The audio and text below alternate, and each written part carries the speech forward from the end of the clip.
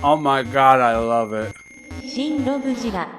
Today we're going to be talking about the FaNeMa 16-inch Pelops 2 plush toy. Perfectly timed to Godzilla's singular point anniversary date, Pelops 2 joins the collection in absolute style and adorability. Honestly, it's really hard to believe that SP is already a whole year old. But I think it's even harder to believe that this lovely pup actually got made, so let's just take a closer look. This lovely gigando pupper is indeed rather gigando. He even outsized comparisons my very own ruler. So for the sake of sakes, here he is next to my head. And as you can see, he big. He very big. And he very adorable. Look at this thing. How can you not love it? You don't love it? Go away. You don't know. Now, since this is a plush toy, we can't really rate this on paint or with any kind of articulation because it doesn't have any of that. So let's go through the plush toy norms. Up first, softness. My god. It's so soft. Oh. Soft indeed, and softness you can feel. I love when plush toys are made out of this specific material over here. It just looks so nice. The small boopable nose is plastic. The eyes are made of felt. The inside of the ears are made of felt. The tongue feels like felt. It might be a different material. The mouth is made of felt as well. The little bone collar over here is made of felt. And the adorable little ribbon over here, I don't think this is felt. This is definitely a different kind of a cloth material here. And honestly, that's the majority of the plush toy. Differing materials across a pretty large size, but for the most part, he is soft, he is cuddly. Just if you're going to be out here actually cuddling this thing as you go to sleep, do try and stay clear of the mouth and the tongue and the eyes because they are made of felt and it doesn't feel nice. But when it comes to the overall softness that this plush toy has, I'm gonna have to give it a solid star. He is now officially the best Godzilla themed plush toy of all time. Now let's take a look at the stitch quality and the stitched in details. Bringing this lovely little pupper boy closer to the camera is honestly a little terrifying, but as you can see, the stitching around the eyes over here is just sublime. No popped seams, it's a perfect circle, and even the little stitching on the tongue over here is fantastic. Now when looking at the mouth over here, this is one whole piece of felt, and I do think it might have been glued on, not so much stitched on. Whatever it was, stitched or glued on, they did a fantastic job. I don't know if the mouth being applied the way it is entirely accurate to the character, but when you take a look at the key art, the mouth for Pelops 2 wasn't exactly a straight line all the time either, so this could be a very good mixture of an accident and entirely accurate.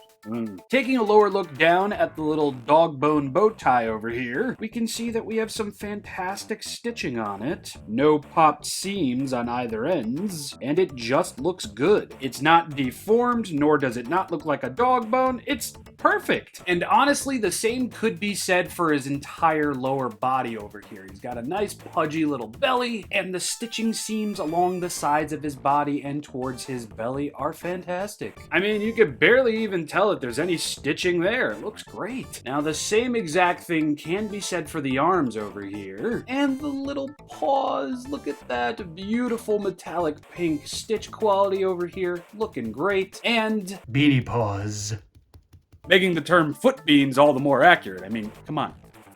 You hear that? Fantastic. Now, the paws aren't going to be the only area on this plush toy that has beans, because his butt has it too.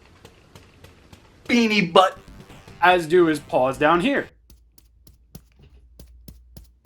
Now, I wish I could say this helps the plush toy stand, but look at the size of this guy's head. You know it ain't gonna happen, but let's try it anyway. Please. Prove me wrong. Prove me wrong, Pelops. Please, please, please. Oh my god, I got it to stand. This is perfect. I mean, I wouldn't trust this standing on like a shelf or anything like that, but I got it to stand. I'm a magical man. Look at those adorable little stumpy legs being crushed under the weight of his ginormous friggin' head. So when it comes to the stitch quality and all the stitched in details, I'm very impressed. And for the price that I paid, I really gotta say it was worth it. From the eyes, to the plastic nose, to the stitching on from the tongue and the application of the mouth to even the doggy bone bow tie, I gotta give the stitch quality and stitched in detail a solid star. Which now brings us to the final portion of the review, and that's accuracy. When it comes to looking at the key art for Pelops 2 over here, I really can't find anything that seems amiss other than the fact that he's got a tag hanging off of his butt. Honestly, seeing this thing for the very first time at that singular point stream, whatever and whenever the heck that was, I knew immediately that I needed this thing. And now that I finally have it and it's an absolute reality and I get to hold it within my arms and in my collection, I gotta say, this thing's impressive. In fact, I would love it if this company could do more Godzilla plush toys. So I'm going to have to give accuracy a solid star. And plus, this little Shiba Inu tail over here is just so friggin' adorable. Look at that. How could you hate that? And this is honestly a good piece of merch. I'm surprised this hasn't been made into actual bow ties over there in Japan. Honestly, I'm surprised that the collar in and of itself hasn't been turned into an accessory. For dogs. For dogs. Now, the last thing I do want to talk about is just this awesome friggin' tag over here. This whole design going on the front of this tag here. This would make for fantastic shirts. I would love to have this particular design on a shirt, on a beanie, on anything really. Somebody, please make it happen. And on the back of the tag, we've got some normal stuff that we would see on a Godzilla product that normally have tags. And here's what the tag looks like on the inside. We have a whole bunch of different iterations of Pelops 2 and his butt.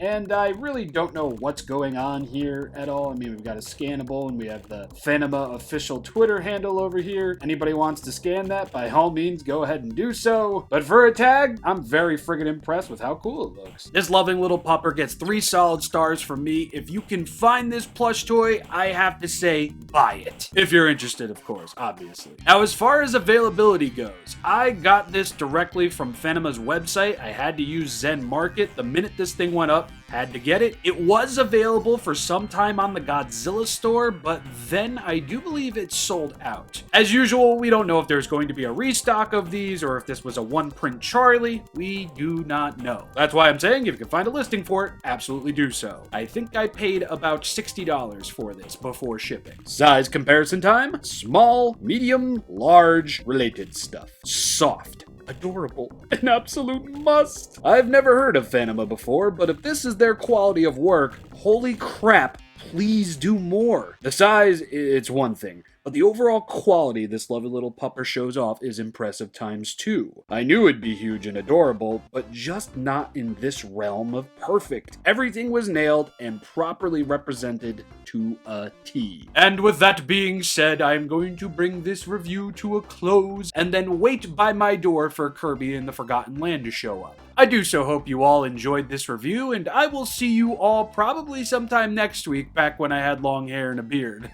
Be it that or something else, yet again, see you there. Hope you all have a lovely weekend, and yet again, happy 1-year anniversary to your singular point. Peace out there, everybody.